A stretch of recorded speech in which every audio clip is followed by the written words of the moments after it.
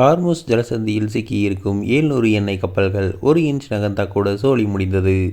மேற்காசியாவில் போர் பதற்றம் நீடிப்பதால் ஹர்முஸ் ஜலசந்தி மூடப்பட்டுள்ளது. ஹர்முஸ் ஜலசந்தியை மூடிய ஈரான் தடையை மீறி இந்த வழியாக எந்த கப்பல் சென்றாலும் அதனை அழிப்போம் என எச்சரித்துள்ளது. இந்த சூழலில் துருக்கியின் அனடாலு செய்தி நிறுவனம் இந்த முக்கிய வழித்தடத்தில் 700க்கும் அதிகமான கப்பல்கள் சிக்கியிருப்பதாக செய்தி வெளியிட்டுள்ளது.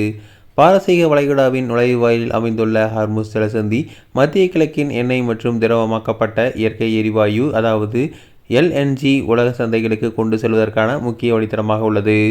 உலகின் தினசரி எண்ணெய் தேவையில் சுமார் 20 பில்லியன் பீப்பாய்கள் இந்த வழித்தடத்தில் தான் கொண்டு செல்லப்படுகின்றன.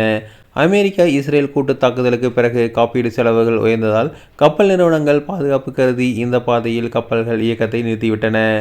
கேப்லர் நிறுவனத்தின் பகுப்பாய்வு படி பிப்ரவரி 27 அன்று 15 டேங்கர்களில் 21 மில்லியன் பீப்பாய்களும் கடந்த சனிக்கிழமை 18 கப்பல்களில் 21.6 மில்லியன் பீப்பாய்களும் கொண்டு செல்லப்பட்டன.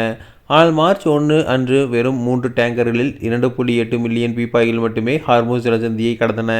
மார்ச் 1 அன்று பதிவு செய்யப்பட்ட இந்த போக்குவரத்து ஆண்டின் சராசரி தினசரி ஓட்டத்திலிருந்து 19.8 மில்லியன் பீப்பாய்களிலிருந்து 86% சரிவாகும்.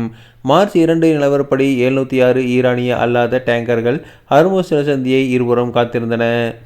இதில் 334 கச்சா எண்ணெய், 109 அசுத்தமான பெட்ரோலிய பொருட்கள், 263 சுத்தமான பெட்ரோல் பொருட்கள் ஏற்று செல்லும் கப்பல்கள் அடங்குகிறது.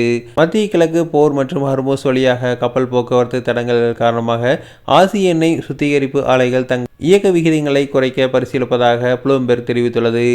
எண்ணெய் நிரப்பப்பட்ட டஜன் கணக்கான டேங்கர்கள் வளைகுடாவில் சிக்கியிருப்பதால் சில பெரிய சுத்திகரிப்பாளர்கள் 20 முதல் 30% வரை உற்பத்தியை குறைக்க திட்டமிட்டுள்ளனர். சீனா, இந்தியா, தென்கொரியா, ஜப்பான் போன்ற முக்கிய ஆசிய சந்தைகள் ஹர்முஸ் வழியாக எண்ணெயை அதிகம் சார்ந்துள்ளன. அவை சவுதி அரேபியா, ஈராக், ஐக்கிய அரபு எமிரேட்ஸ் போன்ற நாடுகளிடமிருந்து நீண்டகால ஒப்பந்தங்கள் மூலம் எண்ணெயை பெறுகின்றன.